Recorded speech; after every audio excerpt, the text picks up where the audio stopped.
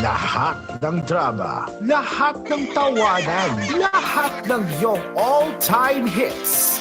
Ang tanging huntahan ng Masang Lamaw. Number 1 sa Mega Manila, nationwide pa. Broadcasting from TGON, TVH Group of Networks. Dito lang sa inyong iisang himpilan.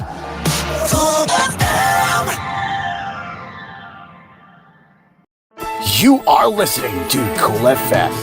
Live from Cool Studios. This is koolNews at 6. Good evening, Luzon, Visayas, and Mindanao. This is Stephen Lamanito. So for koolNews at 6, from the Philippine National Police, they have issued a stern warning to all of its officers and members against serving political figures as the filing for certificate of candidacy starts on the first week of October. PNP Chief General Romel Martin likewise directed all the local police units to boost their election-related preparations to ensure peace and order during the 2025 polls. The PNP top official said, "We are entering a crucial period as candidates for the 2025 elections begin filing their certificates of candidacy. I am directing all local police units to remain vigilant, perform their duties efficiently under the Quad Principle, and ensure public safety.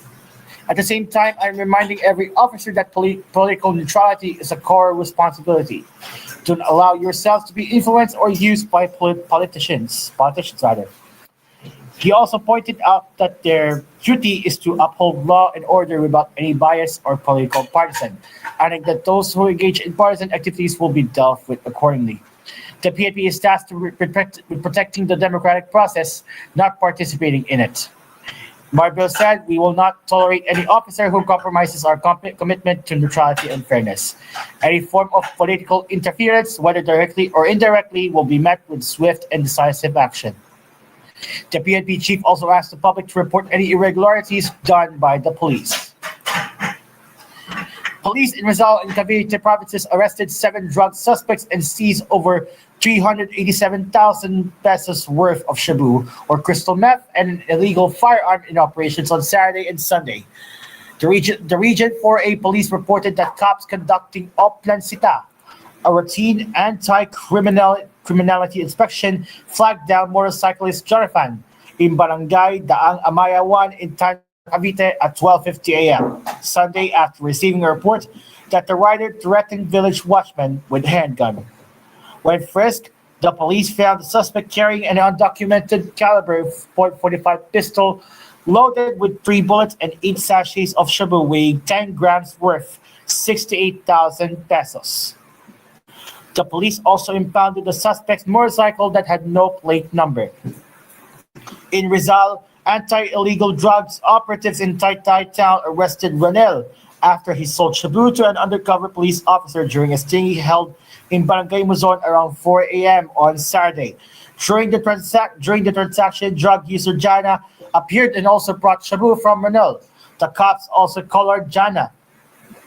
Confiscated from the 2 drug suspects were a total of 30 grams of meth worth about 204,000 pesos. Policemen in Rodriguez town busted Patrick in a sting operation in San Rafael around 8:25 p.m. The suspect was caught with 5 sachets of shabu worth 68,000 pesos. Meanwhile, in Gaeta town, the police officers arrested Gemma, Jimmy, and Ryan in an operation in Barangay San Andres at around 4:50 p.m. on Saturday. The suspects were found with 18 sachets containing shabu worth 47,600 pesos. All suspects are under police custody and will face a formal complaint for violating the Comprehensive Dangerous Drugs Act of 2002. Motorcyclist Jonathan will also face another case for illegal possession of a firearm.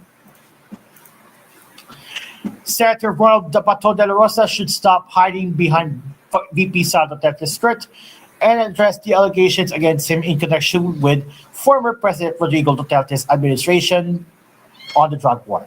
Antipolo City 2nd District Representative Romeo Acop made the statement after De La Rosa claimed that the former Iloilo City Mayor Jed Patrick Mabilog's testimony during the Quad Committee was part of a demolition job targeting the Vice President and her allies ahead of the 2028 elections. Acop said there's no demolition job here. only legitimate questions that need clear answers. Akop is the vice chair of the Quad Committee. Senator De La Rosa should be man enough to face the facts and take responsibility instead of hiding behind VP Sal's skirt. He dared the senator. He likewise reiterated that the hearings focused on unveiling the truth behind the EJ case and human rights violations during Duterte's war on drugs and its connections on illegal pogos and the drug trade. He added, former Mayor Babilog's testimony is crucial. Our goal is to craft laws that will put an end to these crimes, not to play political games. Mabilog testified that he was forced to falsely accuse former senators Frankie Julian, and Mario Rojas of being drug lords at the heart of Duterte's controversial anti-drug campaign. He also revealed that he and his family received threats after the former president falsely branded him a protector of the drug trade. De La Rosa, who led Duterte's bloody drug war as former Philippine National Police Chief, dismissed the House investigation as a fishing expedition. Echoing what Akop said, Manila 6th District Representative Bienvenido Abante Jr. also dismissed De La Rosa's statement. Abante said Senator De La Rosa's claims of demolition job and fishing expedition are far from the truth. Our committee is committed to addressing systemic problems, and this investigation is about holding those responsible accountable, not playing politics. Abante also charged De La Rosa to accept the Quad Committee's investigation and reveal his side of Mabilog's claim. Our doors are always open to those who wish to provide the Quadcom with information that will help us accomplish our task. The Quad Committee consists of 4 House panels: the Committee on Dangerous Drugs, the Committee on Public Order and Safety, the Committee on Public Accounts, and the Committee on Human Rights.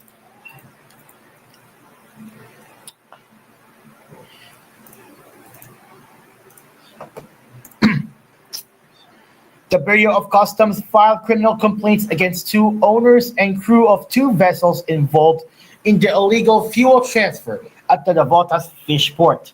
The vessels, MT Tri-Trust and MT Mega and Soleil, were caught smuggling unmarked fuel, violating the Customs Modernization and Tariff Act, or the National Internal Revenue Code, and tax reform for acceleration and inclusion.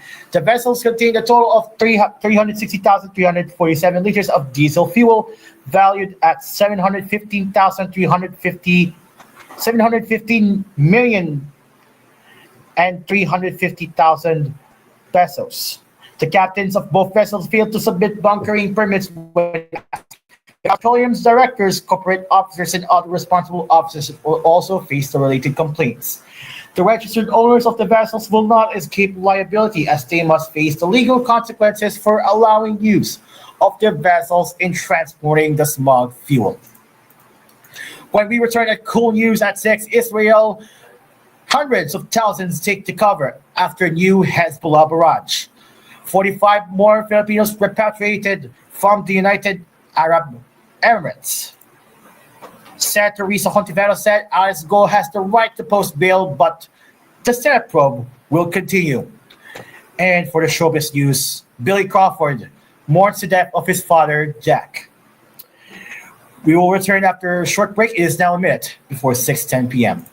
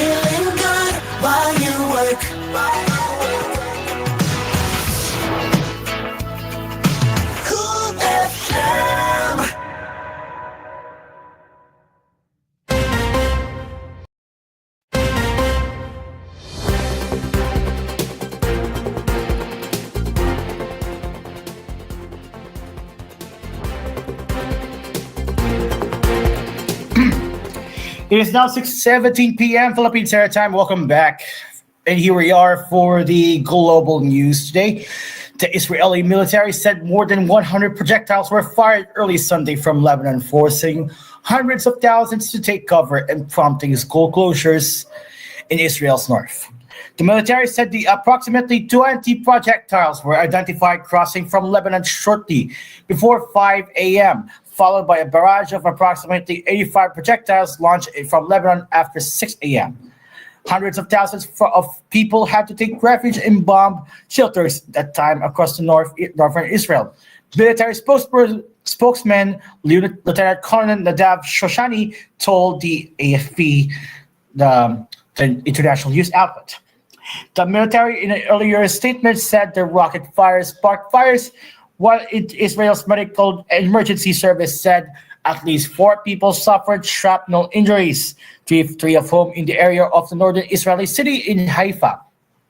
Israel's Civil Defense Agency has ordered all schools in the country's north closed following the rocket fire, the latest escalation in nearly a year of cross-border exchanges throughout the Gaza war. Educational activities would not be permitted across northern Israel until at least Monday at 6 p.m. The military's home front command said, affecting hundreds of thousands of children, according to Shoshani. In Haifa, a lot of schools are closed and offices are empty, said resident Patrice Wolf, who works in the medical industry.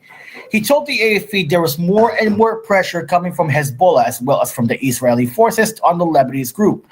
The military said it launched strikes on Hezbollah targets in southern Lebanon in response to the rocket fire. Shoshani said the military had hit a range of targets over the past day, mostly rocket launchers and rocket launcher barrels. The Israeli strikes were meant to prevent a larger scale attack, the military spokesman told an online press briefing. A steady escalation in hostilities between Israel and Hezbollah has stoked fears on all-out war. Israeli officials this week have signaled their intention to turn the focus of military operations from the Hamas-ruled Gaza Strip to the Iran-backed Hezbollah group in Lebanon. The second batch of overseas Filipino workers repatriated under the United Arab Emirates Amnesty Program arrived at the Naiya Terminal 1 on Friday, the Department of Migrant Workers said. This batch was composed of 17 OFWs with 3 children from Dubai and 25 OFWs from Abu Dhabi. The first batch of 67 repatriates arrived last week. The latest batch raised to 103 OFWs and 5 child returnees, the total of Filipinos repatriated from the UAE. The Department of Foreign Affairs said last week that most of the repatriates ran away from their employers and were unable to secure permanent employment and overstayed in the UAE beyond the period of their original employment contracts. Some overstayed for 6 to 12 years, according to the DFA. Dismissed Bambang Mayor Alice Go has the right to post bail, but both the Senate and the court will continue their respective investigations into her case, according to Senator Risa Hontiveros. Hontiveros also pointed out that nothing will change even after Go, whose real name is Go Huaping, posted 540,000 bail. The senator said in a statement on Sunday she has the right to post bail, but the investigation will carry on. Nothing will change. She's still facing non-bailable human trafficking charges until the court proves her innocence, and she will remain jailed. She added,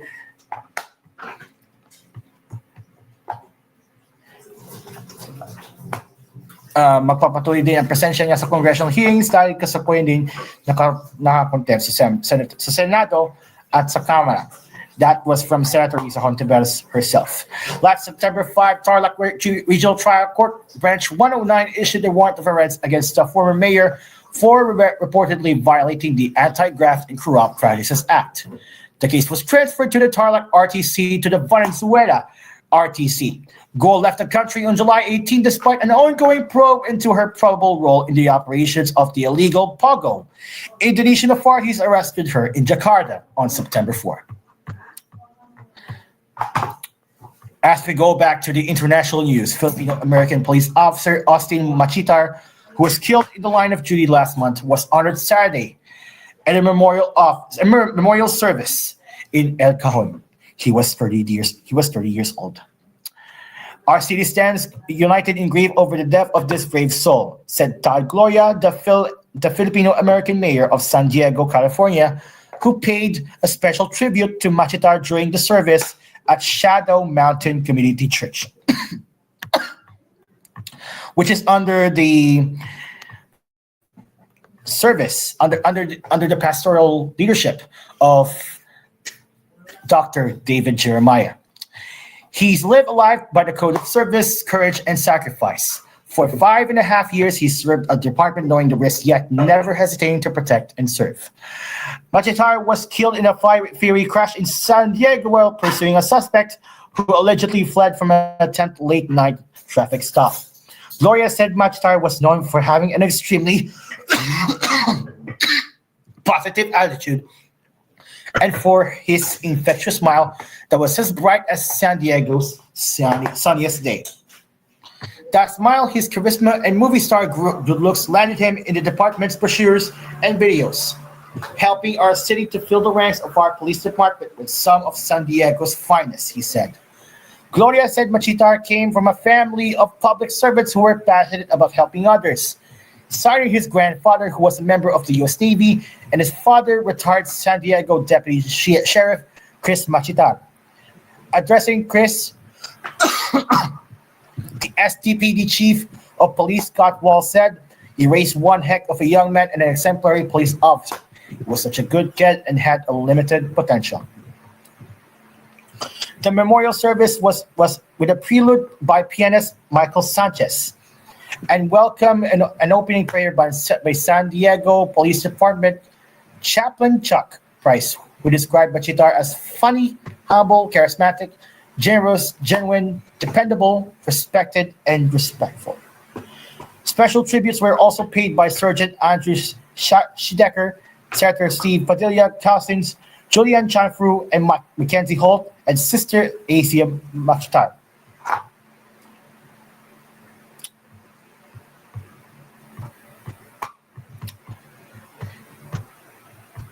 Billy Crawford is in grief as he confirmed the death of his father, Jack Crawford, while apologizing to him for not being around to give his final goodbye. Crawford mourned his father's death on his Instagram page on Sunday, September 22. He didn't disclose the exact date and cause of Jack's passing in his post. He said, "I'm sorry, Dad. I wasn't there to say goodbye, give you a last hug, or tell you how much I love you. You'll always be in my heart. Thank you for being the greatest dad I could ever have. May you finally rest and forever be happy in the arms of our Lord Jesus Christ. I'll truly miss you, my main man. Love, your son, Billy Crawford." The singer host expressed how much he missed Jack in his post. Crawford received messages of support from celebrities and content creators in the comments, including Sam Concepcion, Ika Magnaye, Ogie Alcacid, Chiliva Cruz, Ryan Bang, Piolo Pascual, Alex Santos, Jai Ho, Chessy Manjola, Edgar Alan Guzman, and Casey Montal. The Voice Kids coach is known for being affectionate to Jack and his mother Mayette, despite his parents being based in the United States. In May 2022, Crawford celebrated his 40th birthday with his parents, his wife Colleen Garcia, and his son Amari, with a Bright Lights singer, sharing that it had always been his dream for Amari to meet Jack. And to conclude this evening edition, here's the good news from the Metro Manila Film Festival. They will be screening 50 of its past films as part of its Cine Sigla sa 50 program to celebrate the 50th anniversary. The MMFF announced that 50 of its films will be screened to the public for 50 pesos on Facebook on Thursday, September 19, featuring films that encapsulate the historical, social, and artistic narratives of their respective eras. The featured films were a testament to the festival's enduring legacy throughout its 50-year run. The Cine Sigla sa 50 program will run from September 25 on Wednesday to October 15, exactly on Tuesday in select cinemas, according to MMFF overall concurrent chairman, attorney Don Alves. Sinesigla sa 50 reflects MMFF's commitment to promoting local films. The films included in the lineup are well-loved classics, award-winning and highly acclaimed movies that will take viewers on a journey back in time and probably bring in a lot of good memories.